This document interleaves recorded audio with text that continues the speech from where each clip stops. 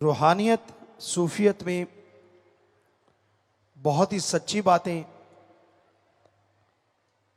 बहुत ही असलियत से भरपूर बातें इंसान को सुनने की मिलती हैं। आज का दौर घोर कलयुग का दौर है। इस दौर में इंसान समझ नहीं पाता वो किसकी बात पे भरोसा करे और किसकी बात पे भरोसा ना करे। जिसे देखो मिश्री से घुली हुई बातें करते हैं, जिसे देखो खुद गर्जी स्वार्थ की लिपापोती बातें करते हैं, जिसे देखो जेब काटने को तैयार बैठा है, जिसे देखो कहीं ना कहीं धोखा, कहीं ना कहीं बुराई की बू आने लगती है। इंसान उलझन में पड़ जाता है, समझ नहीं पाता किसको माने कि वो सही है और किसको माने कि वो डुप्लीकेट है। बड़ा ही विचित्र समय है, बड़ा ही अजीबोगरीब समय है। यहां लोग अपनी ईगो के लिए, अपनी खुदी के लिए खुदा को इस्तेमाल में लाते हैं। पहले ये सुना करते थे बुजुर्गों से, कोई किसी पे एक एहसान कर देता था तो लोग सारी जिंदगी उस एहसान तले दबे नहीं रहते थे, उस एहसान तले दोस्ती का निर्वाह किया करते थे। उनकी मित्रता, उनकी दोस्ती बढ़ती जाती थी। और आज एक नहीं लाखों एहसान कर दिए जाएं, कलयुगी इंसान की सुई वहीं की वहीं रहती है। जब अपना मतलब हल करवाना हो, जब उल्लू सीधा करना हो, जब अपनी वाहवाह करवानी हो, जब जरूरत हो, तो लोग अपने मां बाप से रिश्ता रखते हैं, वरना मां बाप को भी मां बाप की तरह नहीं समझते। हम ये नहीं कहते कि सभी ऐसे हैं, पर पूरी जनसंख्या के अनुसार हमें जो लगता है ज्यादातर लोग ऐसे ही हैं। स्वार्थ है तो राम राम, स्वार्थ है तो सलाम, वरना कोई किसी को बुलाना नहीं चाहता। उम्र इंसान को बहुत कुछ सिखा देती है, जो ना तो पढ़ाई सिखा सकती है, ना कोई टीचर मास्टर लेक्चरर सिखा सकता है। उम्र एक ऐसी चीज होती है, ज्यों ज्यों गुजरती है, ज्यों ज्यों राही रास्ते में जुड़ते चले जाते हैं, त्यों त्यों पता चलता चला जाता है कौन सा राही कैसा है। पंजाबी च एक कहावत है, आदमी दा पता चलता है राह पिया या बाह पिया। मतलब कहीं रास्ते पे चल रहे हों तो पता चलता है, या फिर किसी से व्यवहार किया जाए तो पता चलता है, वरना आप कैसे पता कर लोगे कौन आदमी कैसा है। हमने बड़ी नजदीक से देखा है इस दुनिया को, जन्म से लेके आज तक सब बातें दिलो दिमाग में हैं।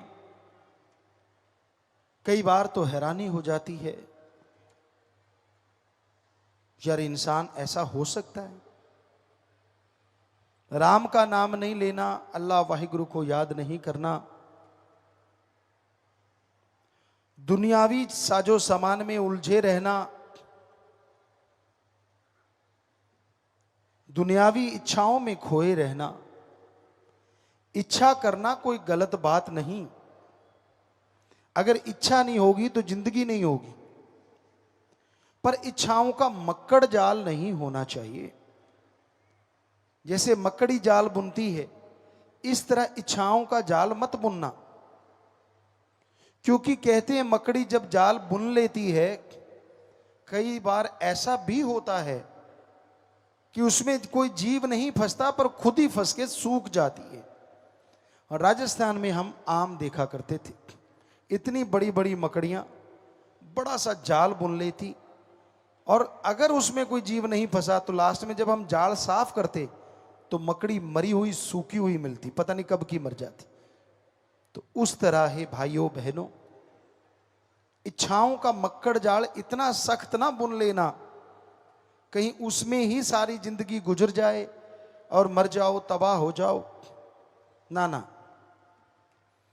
इच्छाएं रखो पर जायज। आज के इंसान की फितरत बन गई है, आदत बन गई है,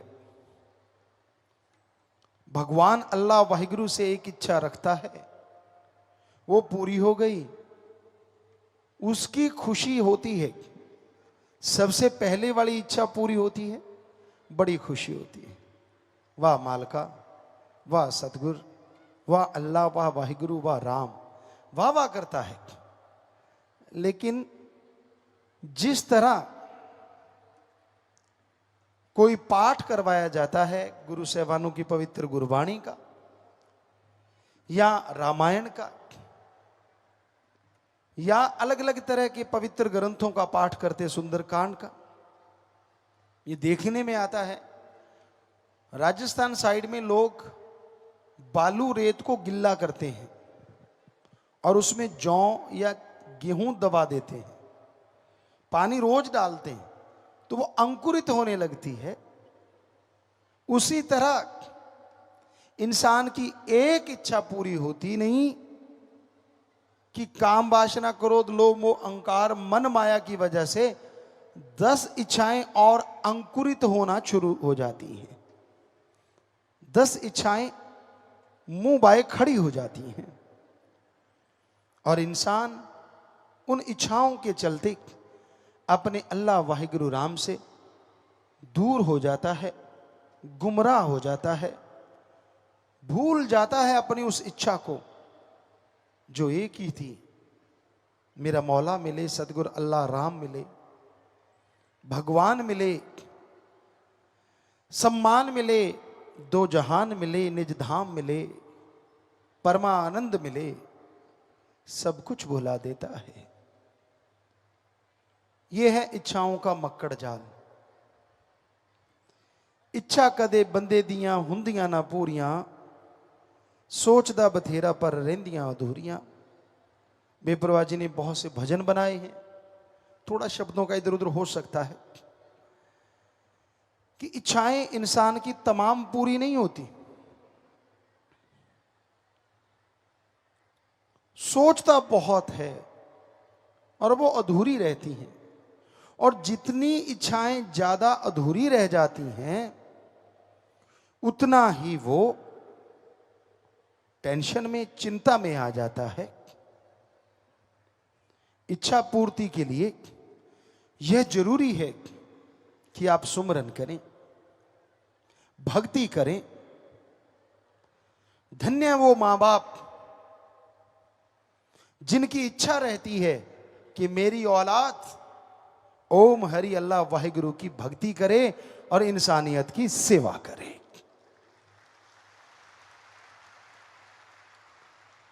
दो तरह के लोग पाए जाते हैं, एक जिनकी इच्छा होती है परमार्थ में चरम सीमा पे पहुंचना कि मैं भक्ति करूं, सेवा करूं, मेरी औलाद नेक भली बने, तो उनको चाहिए खाना जो भी घर में सुबह से रात तक बनता है वो सुमरन करके बनाते रहो।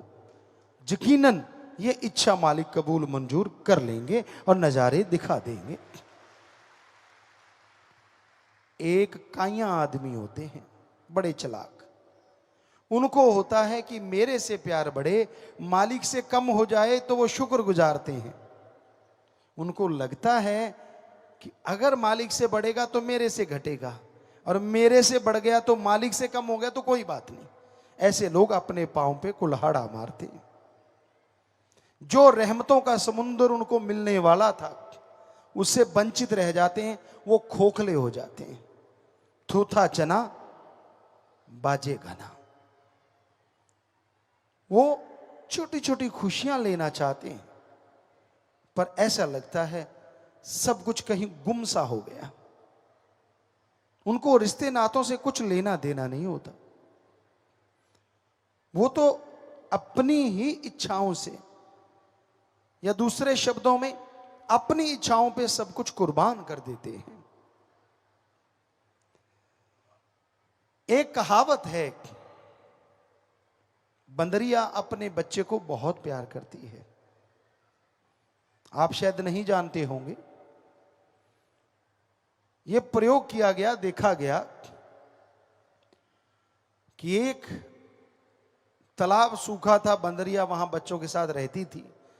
एकदम से फ्लड आया, वो निकल नहीं पाई, पेड़ पे चढ़ गई, पेड़ डूबने लगा। बच्चा छोटा था, उसने घुटने तक बच्चा था, बच्चे को उठाया, अपने सिर पे बिठा लिया, लेकिन पानी चढ़ना बंद नहीं हुआ। पानी चढ़ता गया, चढ़ता गया, चढ़ता गया। और जब बंदरिया को लगा कि मैं डूबने वाली हूं, तो उसने झट से बच्चे को सिर से उतारा और अपने पैर के नीचे दबा लिया। खुद बच गई, बच्चा मर गया। क्या आपको नहीं लगता आज के इंसान भी बंदरियां हैं ज्यादातर? बुरा ना मानना, संत सच्ची बात कहते हैं, थोड़ी कड़वी जरूर होती है, पर सत्संगी क्या हुआ जो किसी पे लगे ना। वो स्पिरिट ही क्या है जो जख्म पे जलाए ना और उसको ठीक ना करे। तो आज के लोग इतने खुद गर्ज हो गए हैं। कहां तो खुशी हो कि यार सतगुरु से, मालिक से प्यार है, हमें क्या और चाहिए। कितनी बार उनको जिंदगी मिल जाती है, कितनी बार उनको नियामतें मिलती हैं, लेकिन उनकी सुई वहीं की वहीं रहती है। खोट निकालते हैं मालिक में, कमियां निकालते हैं अपने सदगुरु में। बड़ा ही अजीबोगरीब लगता है। आपको उदाहरण बताएं, सदगुरु के रमज को कोई समझ नहीं पाया। तुलसी जी कहते हैं, जो कोई कहे संत को चीना, तुलसी हाथ कान को दीना। इतने बड़े फकीर कहते मैं रमज नहीं समझ सका। एक उदाहरण देते हैं, बेपरवाह जी परमपिता शास्त्राम जी महाराज ने जब हमें बुलाया, बात पे बात याद आ गई, तो हमने वहां बोला कि भाई हम अपने सदगुरु से बेइंतहा मोहब्बत करते हैं। जितने भी आसपास सेवादार थे, अगर परमपिता जी कल को दिन को रात कहेंगे तो आपने रात कहना है, और रात को दिन कहेंगे तो दिन कहना है, किंतु परंतु मत करना। कहते जी ठीक है। पर एक सज्जन हमें कहने लगे कि परमपिता जी कई बार अजीबोगरीब सी बातें कर देते हैं। हमने कहा अच्छा। कहता हाँ। हमने कहा दिखाओ। बेपरवाह जी ने कहा कि भाई लस्सी पीनी है। लस्सी जो बिलोते हैं उसके बाद जो लस्सी रह जाती है, तो हमने कहा भाई ठीक है। बेपरवाह जी ने लस्सी पी ली। अगले दिन कहते बुद्धू तूने लस्सी दे दी, नजला हो गया। परमपिता ये कह के चले गए। वो कहता मैंने कहा था ना, देख हमें कहने लगा, देखो खुद ही लस्सी मांगी परमपिता जी ने। हमने कहा हाँ। कहता अब वो मुझे लड़ रहे हैं कि भी तूने लस्सी क्यों दी, हमें नजला हो गया। हमने कहा मूर्ख, तू क्या समझे सतगुरु की रमज। वो जो तूने तेरे हाथ से लस्सी दी, पत्नी तेरे पहाड़ जैसे कितने कर्म को सतगुरु ने डांट के खत्म कर दिया, अपने पे लेके, अपना नजला लेके खत्म कर दिया। तू क्या जाने। और बेपरवाह जी ने ये बात सुनी, कहने लगे तेरे जैसा मुरीदी नहीं तो मिला हमें। चक्कर तो यही है जो इतनी रमज समझ सके। तू जो बोला वो सच। सो कईयों को पता ही नहीं होता, पहले तो खुद ऐसे किया था, आज ऐसे कर रहे हैं, तब तो ऐसे था, अब ऐसा है। अरे मत पड़ो अकल के फेर में। सतगुरु अपने वचन को जब चाहे बदल सकता है, भगवान भी उसको नहीं बदल सकता। ये पवित्र ग्रंथों में लिखा हुआ है कि फकीर चाहे तो बदल दे अपने वचन को। कहते हैं भगवान की बांधी गुरु छुड़ाए, पर गुरु की बांधी कौन छुड़ाए। भगवान ने कुछ बांध दिया, किसी को शराफ दे दिया, तो गुरु उस बंदे के लिए प्रार्थना करेगा, मिन्नत करेगा, तो भगवान दया करके छुड़वा देगा कि चल भाई गुरु कह रहा है तो इसकी जिम्मेवारी ले रहा है, छोड़ देता हूं। पर अगर गुरु ही बांध दे तो भगवान को तो आपने देखा ही नहीं, उसके तो दर्शन किए ही नहीं, छुड़ाने कौन आएगा। इसलिए हमेशा ध्यान रखिए, उसकी रजा में रहना सीखो, अपनी अकल का दखल ना दिया करो। जितना अकल का दखल दोगे रूहानियत से कोसों किलोमीटर दूर हो जाओगे और खुशियों से वंचित हो जाओगे। खोखलापन सबको दिखेगा। होता कई बार हमने सुना है पिताजी ने पहले तो ये किया था, अब ये कर रहे हैं, उस बार ये, इस बार ये, फलां टाइम वो। वाह क्या यादाश्त है। भूल गया तेरी जान कितनी बार बचाई, भूल गया तेरे पे कर्म कितने किए, भूल गया तेरे पे रहमो कर्म कितना किया। वो तो नहीं इतना याद रहता जितना क्यों किंतु परंतु याद रहता है। होता है ना। फकीर कभी वैसे नहीं कहते, जो दुनिया में चल रहा होता है वही बात कहते हैं, और जो सुन के समझ जाते हैं, मान लेते हैं और आगे से तौबा कर देते हैं, फिर भी रहमतें मिलती हैं। वरना खुदी में कुछ नहीं होता। तो फिर वो लकड़ी वाली बात हो जाती है। कहते हैं खजूर की लकड़ी ऊपर को रहती है, और वेदों में, आयुर्वेदा में लिखा है उसकी लकड़ी की आग से जो दवाइयां बनाई जाएं वो बहुत ही अच्छी होती है। उसकी आग एक रस एक टाइप की रहती है। तो उसके बारे में एक शेर हम बोला करते हैं कि वो ऐसे रही, लकड़ी जल कोयला भई और कोयला जल भयो राख, कि उसका तो पीछा छूट गया। मैं खुदी में इंसान ऐसा जलो, यानी मैं ईर्ष्या में, मैं ईर्ष्या में इंसान ऐसा जलो, कोयला भयो न राख। इंसान जब अपनी अकड़ पे आ जाता है ना, एक कहावत है, बिगड़ा मन गुरु का ना पीर का। उसे अपने सदगुरु की कोई बात अच्छी नहीं लगती। उसमें क्यों, किंतु, परंतु, ये नहीं, वो नहीं, फला नहीं, धिंकड़ नहीं, और अपने आप को वो गुरु से बड़ा बना लेता है। भूल जाता है वो तमाम चीजें जब छोटा होके हासिल की थी। भूल जाता है वो ऐशो आराम जब छोटा बना था तभी मिली थी। भूल जाता है उसका रहमो करम जब वो छोटा था। जब छोटा का मतलब उम्र में छोटा नहीं, जब कहता था मेरा सतगुरु वाह, वो तो गलत कह ही नहीं सकता, वो तो गलत कर ही नहीं सकता। जब उस रूप में छोटा था तो सारी रहमतें लूट ली, और जब अहंकार में आया तो फुल स्टॉप लग गया। खुद ही मत कीजिए, वो अल्लाह वाहिगुरु दया का भंडार है। हमने तो उससे मांगना है, और राम से, अल्लाह सतगुरु मौला से जितना मांगते जाओगे उतना पाते जाओगे। हजारों उदाहरण होते हैं। कई बार पीर फकीर गुस्से में भी कुछ कह देते हैं। कबीर साहब ने ऐसे नहीं लिखा, संतों का क्रोध भी दाती होता है, दुनियादारी का प्यार भी घाती होता है। कई बेवकूफ होते हैं, वो कहते हैं ना, किसी की सब्जी नीचे की गिर गई, कहते बेशर्मा दी डुल गई दाल, कहना थल्ले ही खावांगे। कई बचपन से ऐसे होते हैं बेवकूफ टाइप।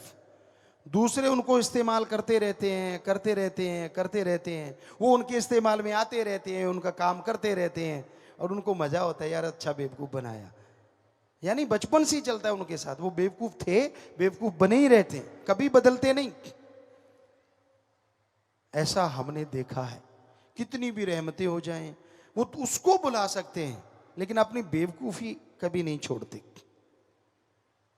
अपनी अकल का इस्तेमाल नहीं लाते। तो फिर लाई लग ना होवे, घर वाला ते चंदरा गमांड ना होवे। जो किसी की उंगली पे चलते हैं, ऐसा नहीं होना चाहिए। अपना दिमाग का इस्तेमाल भी करना चाहिए। मालिक ने जो खोपड़ा दिया, इसके अंदर बहुत बड़ा खजाना दिया है। ये दूसरों के इशारे पे नाचने के लिए नहीं, दूसरों के इशारे पे बंदर नाचते हैं। आप बंदर हो, मदारी नचाता है उनको। दूसरों के इशारे पे पशु पक्षी परिंदे नाचते हैं, कठपुतलियां नाचती हैं। आप तो इंसान हो, कभी तो अपने दिमाग का इस्तेमाल किया करो। परमात्मा ने जो रहमत की है, कभी तो उसका इस्तेमाल किया करो। सो रूहानियत के रास्ते पे चलना कोई मामूली बात नहीं। इसमें आदमी की काम वासना, क्रोध, लोभ, मोह, अहंकार, मन और माया, 7 बैरी बुरी तरह से घेर लेते हैं। और कोई सतगुरु पे दृढ़ यकीन करे, कोई राम नाम का सुमरण करे, 3 सातों का फंदा ढीला हो सकता है। अदरवाइज ये 7 का फंदा इतना टाइट है, इतना कसावट वाला है कि कोई सोच भी नहीं सकता। इसलिए हे भक्तजनों, परमपिता परमात्मा का नाम लिया करो, उसकी भक्ति किया करो। जो नाम लेते हैं यहां भी निज धाम की खुशियां लेते हैं, और मरने के बाद भी वो निज धाम जाया करते हैं। हम सीधी भाषा में कबीर जी का दोहा आपको सुनाएं। गुरुमुख मरे क्या रोइए, जो अपने घर जाए, रोइए मनमुख बापड़े, जो हाट न हाट बिकाए। सो गुरु से प्यार करता है, वो मालिक की गोद में बैठ के निज धाम जाता है। गुरुमुख बनो, मनमुख ना बनो। कितनी देर अकड़ में रहोगे, कितनी देर तने रहोगे। आपको बताया, खजूर तनी रहती है, उसकी लकड़ी जल्दी काट ली जाती है, क्योंकि वो वेदों में लिखा है कि ज्यादा काम आती दवाइयों में। और बेरी को कोई काटता ही नहीं, क्यों? उसकी लकड़ी काम की नहीं होती। पर आपको पता है, गरीबों में बेरी के जो फल होते हैं वो सेब संतरों से भी ज्यादा विटामिन वाले होते हैं। और वो झुकी रहती है बेचारी, ना उसकी लकड़ी काम की, पर उसमें फल लगता है बहुत ज्यादा, इसलिए लोग काटते ही नहीं उसको। या लकड़ी काम आएगी नहीं, और जीती है तो ये बच्चों के भी काम आएगी। तो इसलिए अकड़ो मत, खुद ही मत करो, और अपने दिमाग का इस्तेमाल करके अच्छे कर्म करो। हम नहीं कहते आपका रास्ता कैसा है, आपका दोस्त कैसा है, आपका संगी साथी, जीवन साथी कैसा है, पर बुद्धि विवेक से तो काम लो। आपका सदगुरु कैसा है, क्या उसने आपकी गरज पूरी नहीं की? अजी ऐसी पूरी की जो आप कल्पना भी नहीं कर सकते। क्या आप जिंदगी कहीं से ला सकते हो? क्या आप भयानक बीमारी जिससे डॉक्टर लाइलाज कह दें, क्या अपनी अकल से या अपने उन यार दोस्त चमचे वालों से ठीक करवा सकते थे? तो फिर चमचागिरी नहीं छोड़ी, सदगुरु को छोड़ रखा है। समय का क्या पता, आने वाले समय में कैसी करवट ले, क्या होने वाला है। फिर क्या करोगे? क्या जिनकी चमचागिरी कर रहे हो वो बचाएंगे? क्या वो कर्म काट देंगे आपके? कभी तो बुद्धि से काम लो, कभी तो विवेक का काम लो। हर टाइम जो मन को भाई वो ही गाता है। और जब महान मन का पहाड़ टूट जाता है, फिर कुर्लाता और चिल्लाता है। फिर बचाने कोई संगी साथी रिश्तेदार नहीं आता है। यारी रखी उस सतगुरु मौला से, तो वो मरने से पहले, जितने बार मरते हो, हर मरने से पहले आके उंगली पकड़ के बचाता है। वो उंगली पकड़ के बचाता है। सो उससे यारी रखो ना, जो दोनों जहान का यार है। वो अल्लाह वाहिगुरु राम सतगुरु मौला है। वो नहीं छोड़ेगा, दुनिया कुछ भी बोले, उसने जिसका एक बार हाथ पकड़ लिया वो नहीं छोड़ता, नहीं छोड़ता, नहीं छोड़ता।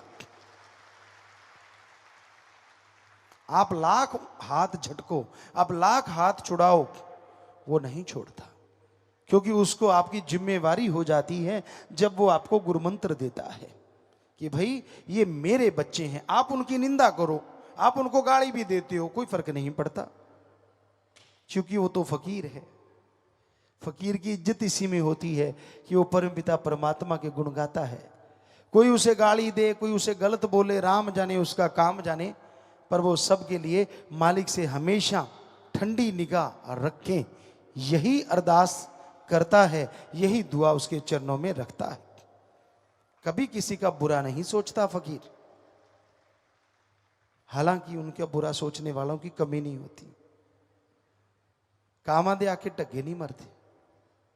जिस सतगुरु मौला जिस दिए को रोशन कर दें, अरे काल तूफानों में क्या ताकत, उसकी लौ को डगमगा भी सके बुझाना तो दूर की बात। सो परम पिता परमात्मा वो राम जिसका निगहबान होता है, वो कभी भी कोई चोट नहीं खाता। आप कई बार पाखंडों में फंस जाते हो। अभी आज एक पर्ची आई, पहले भी कुछ पर्चियां आई कि पिताजी हमारे घर के सामने कोई टोना टोटका करता है, हमारे पशुओं की या खाना खाते हैं, उन पंजाबी च कहते खुरलियां दे विच खून दे छिट्टे मिले, हमारे कपड़ों पे खून के छिट्टे मिले, हम चौरस्ते में हमारे घर के पास था, उसमें कोई टूना टामण मिला, क्या करें। अरे आप सत्संगी हो, आपको तो कम से कम पता होना चाहिए ये पाखंड होता है। किसी बाज ने किसी पक्षी को झपटा और उसको फाड़ दिया, बाई चांस वो आपके घर से निकल गया, तो नेचुरली वो खून के छींटे ही गिराएगा, अमृत की बूंदे कहां से गिराएगा। वो आपके कपड़ों पे गिर गए, कुछ आपके उस पशुओं के उस जगह पे, कहते नहीं जी रोज आ जाते हैं, और हो सकता है बाज का रास्ता रोज का हो, वो क्या पता, पक्षियों की भी रास्ते होते हैं। आपके घर के सामने कुछ रख दिया, नारा लगा, उठा के फेंक दो, फिर क्या हो गया। जो करेगा सो भरेगा, कबीरा तेरी झोंपड़ी गलकटियन के पास, जो करेगा सो भरेगा, तू क्यों भया उदास, तू तो राम नाम का साथी है, तुझे किस बात का डर। पर कईयों को साइको हो जाता है, साइको दिमाग में बैठ जाता है, अच्छा अब ये रख दिया अब कुछ होगा, चप्पल उल्टी होगी। इंडिया में जितनी साइंस है इस तरह की, शायद ही पाखंडी साइंस, शायद ही बाहर कहीं हो। जुत्ती उल्टी होगी, ओहो हो, अब लड़ाई होगी, तो 50% तो लड़ाई के लिए तू तैयार हो गया कि लड़ाई होगी, आजा। अब ढूंढने दूसरा कौन सा है, अगर दूसरे की भी जुत्ती उल्टी होगी तो 50% वो तैयार हो गया 100% काम। साइको माइंड में फिट हो गया। आप जा रहे हो, पीछे से किसी ने छींक मार दी तो गड़बड़, बल्कि मारते कहीं तो आगे वापस, तूने छींक क्यों मारी हो, नहीं उसके कोई गन थी जो गोली जल गई, ये तो परमात्मा ने दी, उसने मार दी, या तो उसके हाथ में हो। अजीबोगरीब है, रास्ते में झोटा मिल जाए, कई बेचारे कहते बस आज काम खत्म होगा तो वापस चले जाओ, कई वापस ही चले जाते, मैं नहीं काम पे जाता, नेचुरली वो काम तो खराब हो ही गया, नहीं जाते तो। अब झोटे के लिए बेचारे के लिए कोई अलग जगह तो है नहीं, या तो उसका घर बना दो वहां बैठा रहेगा, फिर निकल के आए तो मानी बात। सारी गलियां गांव की, रास्ते रोड्स उसका ही घर है ना, वो तो घूमता ही रहेगा ना। आप उसके रास्ते में आए हो, वो आपके रास्ते में नहीं आया, वो तो जंगली है, वो तो जहां मर्जी घूमेगा, पर आपका बुरा हाल हो जाता है। बहुत पाखंड है, कोई इस दिन को मत नहाओ, उस दिन को मत नहाओ, कोई गंजा नहीं हुआ, हमने देखा, हम भी नहाते रहे, कभी कुछ नहीं हुआ, फजूल की बातें, इतने पाखंड हैं जी। अब पुराने बुजुर्ग भाई से या किसी माता से पूछ लो, आप किताब लिख लेना, इतने पाखंड बता देंगे आपको। हर बात पे पाखंड है, हर बात पे। अख फर्क की खब्बी के सज्जी पता नहीं। अब मसल हैं तो फड़केंगे, जब मसल स्टिल हो गए, मान लो आंख खुली की खुली रहेगी, कैसा लगेगा। आप सो रहे हो, आंख खुली है, बच्चे देख के डर के भाग जाएंगे, पेशाब निकल जाएगा बेचारों का। तो ये फड़कता है तो धड़कता है तो काम चलता है। नहीं तुझे पूछ लो, इतने सारे पता होगा, थोड़े जो बहुत ग्रंथी बैठे ना कमाले, ਭੈਣਾ ਤਾਂ ਖਰ ਮਹਾਗ੍ਰੰਥੀ ਹੈ, ਪਰ ਘੱਟ ਤੁਸੀਂ ਵੀ ਨਹੀਂ, ਭਾਈ ਵੀ। ਭਾਈ ਕਹਿੰਦੇ ਜੀ ਨਹੀਂ ਜੀ, ਸਾਡੀ ਜੇ ਸੱਜੀ ਫੜ ਕੇ ਤਾਂ ਚੰਗਾ ਹੁੰਦਾ ਹੈ, ਜੇ ਖੱਬੀ ਫੜ ਕੇ ਤਾਂ ਮਾੜਾ ਹੁੰਦਾ ਹੈ। ਇਹਦਾ ਮਤਲਬ ਤੁਹਾਡੀ ਖੱਬੀ ਕਦੇ ਫੜ ਕੇ ਹੀ ਨਾ ਖੜੀ ਰਵੇ ਸਿੱਧੀ। ਕਮਾਲ ਦੇ ਬੰਦੇ ਹੋ ਯਾਰ। ਔਰ ਭੈਣਾਂ ਦੇ ਉਲਟਾ ਸੌਦਾ ਹੈ, ਇਹਨਾਂ ਦੀ ਜੇ ਖੱਬੀ ਫੜ ਕੇ ਚੰਗੀ ਹੈ ਤੇ ਸੱਜੀ ਫੜ ਕੇ ਮਾੜੀ ਹੈ। ਬਿੱਲੀ ਨਿਕਲ ਕੇ ਭੱਜ ਗਈ, ਹੁਣ ਬਿੱਲੀ ਨੇ ਨਿਕਲਣਾ ਹੀ ਹੈ ਜਦੋਂ ਤੁਸੀਂ ਘਰੇ खड़का करता, की करे बेचारी। तो इस तरह के इतने पाखंड हैं, इतने ढोंग हैं कि मतलब सच कहते हैं आपको, भाई कोई बुजुर्ग बैठा हो या माता बैठी हो इधर, उससे आप लिख लो तो फिर उस पर व्याख्या करने का मजा आ जाए। वो इतने पाखंड होंगे पूछिए मत, हमने तो देखे हैं ये बहुत सारे पाखंड, बहुत ढोंग होते हैं। सुनना हो, जब बाबे की मटी होती है जो पेड़ों के नीचे बनाई, पंजाबियों में खास करके होती है, क्या होता है आपने देखा है और हमने तो बड़ा नजदीक से देखा है। वहां दूध लेके जाएंगे, बेरी के नीचे होता है, वैसे है ना कमाल। बाबा भी कांटे वाले झाड़ी के नीचे ही रहता है, किसी का टाली थले भी जंड थले का होंगे ही है। सो वहां जाएंगे और माता बहनों का देखना हो, वाह क्या कमाल होता है। ओहो हो बाबा इन्ना लवेड़ता, लवेड़िया कि नहीं होता, चिड़िया ने मार मार बिठा मार। अब चिड़िया ही ऊपर बैठेगी तो बींट मारेगी ना, उसके कौन सा अंडरवियर पहना होता है, वो तो सीधी बाबा भी पड़ेगी आके तड़ाक तड़ाक, और हम पास में खड़े हो जाते हो। ओहो आप दी चुन्नी नाल ऐसे चुनरी उतारेंगे, ओह बाबा जी की करता। इतनी अकल नहीं आती, जो बाबा अपने आप को बींट से नहीं बचा सकता वो आपके कर्म कैसे काटेगा, पता नहीं क्यों नहीं अकल। बस उसको साफ करेंगे, हो साफ सूफ करके, कांटे पड़े होते नेचुरली, बेरी की टहनियां सूखी गिरती हैं तो कांटे, उसको साफ करके कहीं दे कंडा वज भी जाता है, फिर भी बाबे नहीं छड़ दे। साफ सूफ करके कच्ची लस्सी डालेंगे, प्योर दूध कोई नहीं चढ़ाता, दूध 100 ग्राम पानी 500 ग्राम। बाबे ने किहड़ा टोकना है भी काका तू मैनू मिलावटी पिलाई जाना, बाबा जिहो जे तुसी हो जा बाबा, बाबा तो इट्टां दा बने, तुसी फिर भी हड्ड मास दे हो, शर्म नहीं आती। और फिर उसके आगे झुक जाएंगे, बाबा सुख रखियो। कई बार झुगियां दे उत्ते बिठ वजदी भी, लै पुत रखती सुख, एक तो नाल ही लै जा जिहड़ी मेरे ते रोज वजदी है, फिर भी अकल नहीं आती भी चलो बज गई तो बज गई, कोई गल नहीं। फिर हम कई बार देखते और हम कह देते देखो देखो देखो आपका बाबा आ गया, और वो माता बहनें, कोई ताई होती, कोई चाची होती, कोई सारे सारे ऐसे थे तब हम जो देखा करते थे। शुरू से हमें ये चीज़ों से अलग था, सतगुरु ने शायद काम लेना था, तो सारे घूम के देखते, पड़क पीछे देखा तो कुत्ता जो दूध चाट रहा है, तप तप तप, और 3-4 होते तो हम सबसे पूछते चाची ताई ये इनमें से आपके वाला बाबा कौन सा है, ये भूरे वाला, काले वाला या चिट्टा कौन सा है। कहते हट ये कोई बाबा है, अरे लस्सी आपने बाबे को दी और कुत्ते पी रहे हैं तो इसका मतलब बाबा ही होगा ना जो पी रहा है। तो बड़ी शर्म तो बहुत देते, पर बहनें नहीं छोड़ती, जिनके घेर अड़ा हो तो अड़ा ही रहता है, कहते इनू की पता है। सो ऐसे ऐसे पाखंड हैं समाज में, ऐसे ऐसे ढोंग हैं समाज में। आज के पढ़े लिखे नहीं हटते, इनके अलग तरह के हैं, इनके अजीबोगरीब होते हैं। ये फोन चलाते रहते हैं, उन पे मैसेज करते रहते हैं, और कईयों की मैसेज दिमाग में बैठ जाता है।